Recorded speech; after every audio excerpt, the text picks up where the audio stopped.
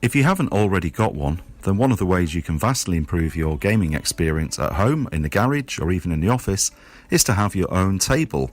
And in this short video I'm going to show you how to quickly make a 4-foot by 4-foot gaming table for less than £40 in the UK, and it'll take you less than an hour. All you need to start with is 4 of these Lerberg trestle legs, which are available from IKEA. They cost £5 each, about €6 in Germany and France. Sorry American friends, they're about $15 over there, but you might be able to get cheaper deals on timber, so it should still be a low cost experience for you. And there we have the 4 trestles that have been built. It took around about half an hour to get to that stage. There were about 7 or 8 minutes to build each one. One of the main challenges is the usual thing with the cheaper IKEA products where some of the holes aren't perfectly drilled, but it was no sweat whatsoever. You're probably looking at this project taking under an hour, no problem. So there's the 4 legs set up, ready to have some boards placed on them. And there we go, perfect support for a couple of boards. The important thing from here is to make sure that the boards are properly supported, because if you've got the distances wrong here where the support's actually happening, then you might find that the boards can easily tip up. So just play around with that yourself, adjust them to make sure you've got the right strength. It doesn't want to sag too much in the middle if you're using flimsy boards, so I'd always recommend a decent sort of hardwood board. MDF is absolutely perfect. And it is as simple as that. You're just basically going to line up the boards exactly how you want them, sitting on top of the trestles, and you're good to go. Okay? For the boards themselves, there's really a choice of 2. There's MDF, which I think is my favourite option, and there's also this more coarser kind of chipboard type wood, which is fine when it's very well compressed.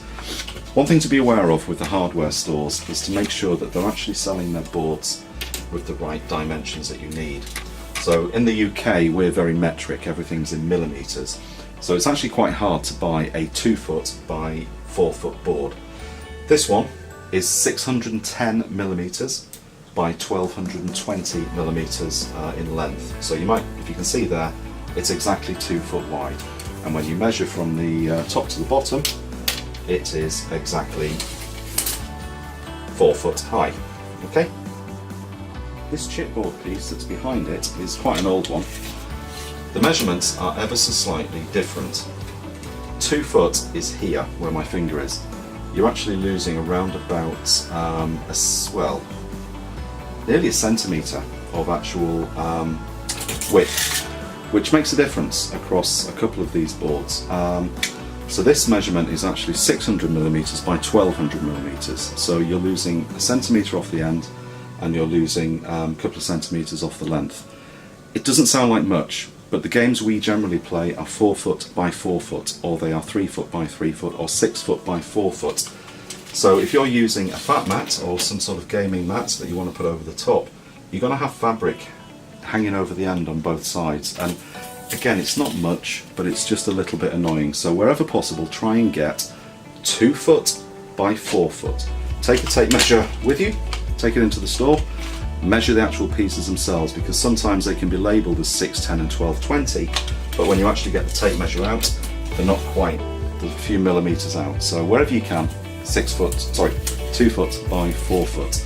A board like this, or a board like the MDF piece I just put away, you shouldn't be paying any more than £10 for it. It'll be around about £8.99, £9, £10. So in total, a 4 foot by 4 foot project like this, with the 4 legs, 2 of these boards, shouldn't cost you any more than £40, and you should be able to create it in less than an hour.